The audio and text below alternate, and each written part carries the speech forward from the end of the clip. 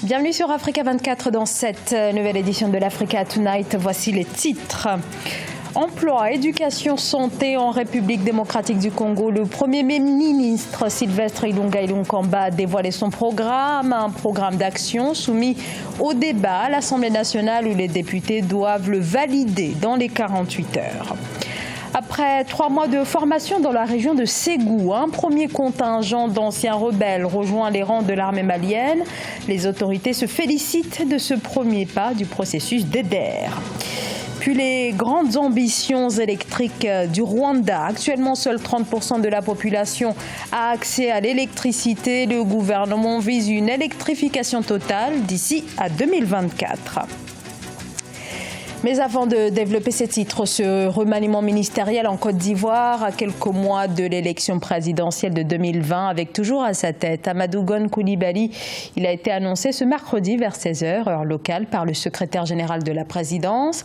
Une équipe gouvernementale de 42 ministres et de 7 secrétaires d'État qui reste sensiblement la même que la précédente. Peu de changements en effet au sein de ce gouvernement, marqué néanmoins par la sortie très remarquée de Mamadou Sangafoa Coulibaly qui perd le ministère de l'Agriculture. Il est remplacé par Kobenon Kwasi Adjoumani. Notez également l'arrivée de Brice Kouassi, secrétaire d'État auprès du ministre de l'Éducation nationale. Le premier conseil des ministres de ce nouveau gouvernement se tiendra ce jeudi à 10h.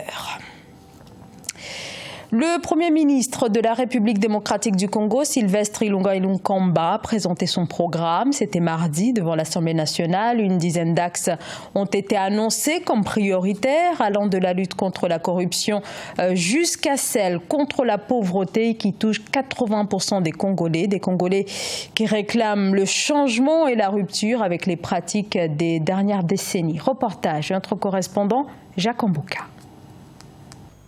Le Premier ministre congolais a présenté ce mardi 3 septembre 2019 devant les députés nationaux le programme de son gouvernement. Basé sur 15 piliers, ce programme reprend les grands axes du projet de société du chef de l'État et celui du Front commun pour le Congo. La priorité est à la pacification du pays et à la réconciliation nationale. Et sur base du programme convenu entre le Front commun pour le Congo et le CAP pour les changements, mon gouvernement a l'ambition de faire de la République démocratique du Congo un chantier articulé autour des 15 piliers suivants. Premier pilier, pacification du pays et promotion de la réconciliation nationale. Pour ce gouvernement de coalition, entre les caches avec Félix Tshisekedi qui a remporté la présidentielle et le FCC qui a obtenu la majorité à toutes les assemblées, les défis sont immenses. Une expérience nouvelle pour les dirigeants d'une part et de l'autre, la population qui attend les résultats.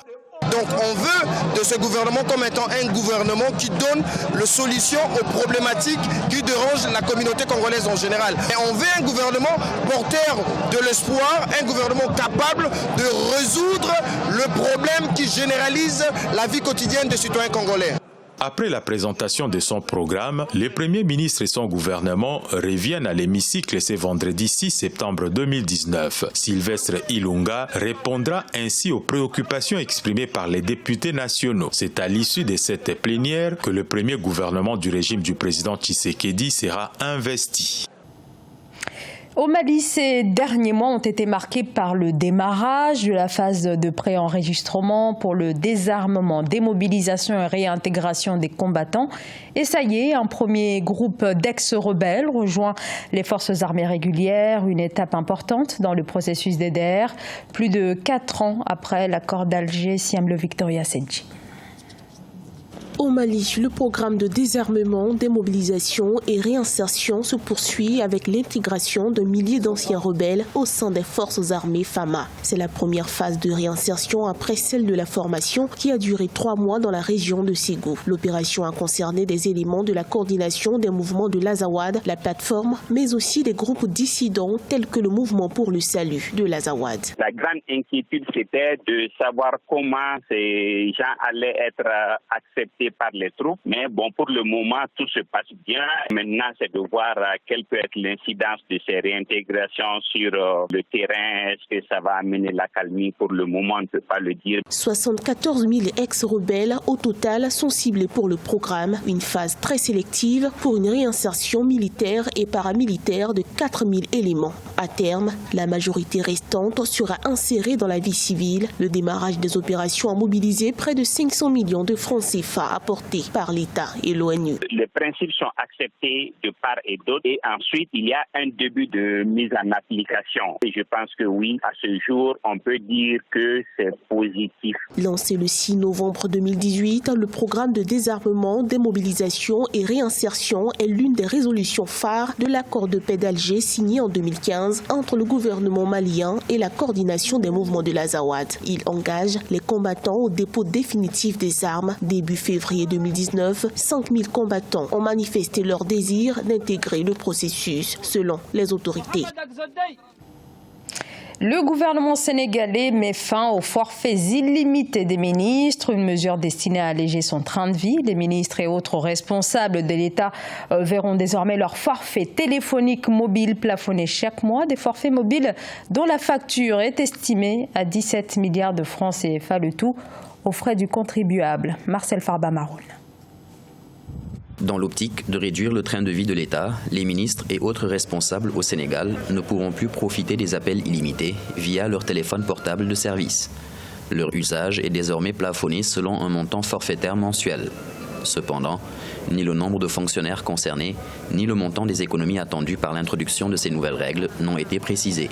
Les forfaits illimités auprès des opérateurs mobiles ne permettent plus d'effectuer d'appels sortants. Les appels entrants seront quant à eux uniquement possibles jusqu'au 30 septembre. Ces lignes seront ensuite intégralement résiliées. À la place, une allocation forfaitaire a été intégrée dans les salaires de ce mois d'août 2019 des ayants droit. La facture annuelle de l'État du Sénégal pour le téléphone fixe et mobile est estimée à 11 milliards de francs CFA hors frais de la présidence de la République. Début août, le président Macky Sall avait estimé à quelques 17 milliards de francs CFA la facture téléphonique annuelle de l'État. Je pense que c'est une bonne décision, tardivement, peut-être oui aussi, parce que depuis plus de 7 ans que le président Macky Sall est là. Il aurait pu prendre cette décision depuis très longtemps, mais bon, attendre 7 ans, son deuxième mandat, ça peut paraître un peu tardif. Mais bon, c'est toujours bon de prendre certaines décisions parce qu'on savait que la facture téléphonique coûtait très cher à l'État du Sénégal. Après ces restrictions relatives à la téléphonie mobile, le gouvernement du Sénégal prévoit de prendre des mesures dans le domaine du téléphone fixe, de l'eau, de l'électricité, des véhicules administratifs, du carburant et de l'usage d'Internet. Selon des sources proches du pouvoir, de nombreux responsables et agents publics font un usage abusif des moyens mis à leur disposition en les utilisant à des fins personnelles. Le Japon souhaite investir davantage sur le continent africain, volonté réaffirmée à Tokyo lors du sommet Afrique-Japon. Le Japon qui a annoncé plusieurs investissements dans la filière rizicole ou encore dans les infrastructures. Mais est-ce que le continent africain est à même de tirer profit de ce partenariat et éviter d'être pris dans une nouvelle lutte d'influence entre les grandes puissances mondiales? Élément de réponse dans ce sujet signé Marcel Farba-Maroun. Profitant de la 7e édition de la conférence internationale de Tokyo sur le développement de l'Afrique, TICAD, tenue du 28 au 30 août 2019, les autorités japonaises ont décidé de revoir leur cadre de coopération. Afin d'éviter le surendettement, le Japon a jugé essentiel que les infrastructures construites en Afrique soient abordables. Si des pays partenaires sont profondément endettés, cela gêne les efforts de tout le monde pour entrer sur le marché. Dans les 3 prochaines années, le Japon prévoit de former dans 30 pays africains des experts à la gestion des risques financiers et de la dette publique. Alors qu'une nouvelle guerre commerciale est engagée à travers le monde, le continent africain se trouve au cœur d'une bataille de positionnement de la part des grandes puissances internationales. Selon certains experts, l'Afrique doit veiller à ne pas tomber dans le piège qui consisterait à devoir choisir entre ces puissances. Est-ce que nous devons rester les bras croisés et laisser ces gens-là venir nous imposer des programmes qui ne sont pas souvent en phase avec notre vision de développement? Est-ce que nous devons, nous autres Africains, être assistés comme ça dans des domaines peut-être qui arrangent beaucoup plus ces pays-là? Non, je crois qu'il faut, dans cette coopération-là aussi, mettre notre plan de développement en priorité. Les plans d'action adoptés à l'issue de la 7e édition de la TICAD se résument en 3 axes principaux. L'accélération l'accélération de la transformation économique et l'amélioration de l'environnement des affaires par l'innovation et la participation du secteur privé, la consolidation d'une société durable et résiliente qui passe par l'éducation de base en Afrique et le renforcement de la paix et de la stabilité. 8 millions de Rwandais n'ont toujours pas accès à l'électricité. Il s'agit pour la plupart d'habitants des grandes villes, car en région, c'est moins d'une personne sur 10. Soutenu par la Banque mondiale, le gouvernement se dit engagé à résoudre la problématique avec 100% de couverture électrique d'ici à 2024. Reportage entre correspondants, Fraton Ndaka Isienga. Le Rwanda et la Banque mondiale ont signé un accord de prêt de 125 millions de dollars pour augmenter l'accès à l'électricité ce 2 septembre 2019. Ces fonds constituent la troisième phase de financement après la première de 125 millions de dollars encaissée en décembre 2017 et la seconde qui a été signée en décembre 2018. Selon les responsables, ceci pourra porter à 61% le nombre de ménages ayant accès à l'électricité de 52% actuellement. Depuis 2017, l'accès à l'électricité a augmenté de 41 à 52% actuellement et nous nous en réjouissons. On a pu doubler le nombre de nouvelles connexions à l'électricité jusqu'à environ 150 000 ménages par an durant l'exercice fiscal 2017-2018 et celui qui a suivi. Dans son programme de transformation économique, le Rwanda s'est donné comme objectif d'atteindre une couverture universelle à l'horizon 2024. Un objectif trop ambitieux pour certains, mais réalisable selon les autorités rwandaises. Par exemple, plus d'1 million de personnes ont pu avoir accès à l'électricité depuis 2017. Un autre pilier très important dans cette démarche est l'accessibilité financière de cette ressource. C'est une chose de fournir de l'électricité à tout le monde, mais c'en est une autre que ces gens soient en mesure de se le payer. C'est pour cela que nous avons d'autres projets pour être sûr que l'électricité générée soit vendue à des prix abordables aux Rwandais.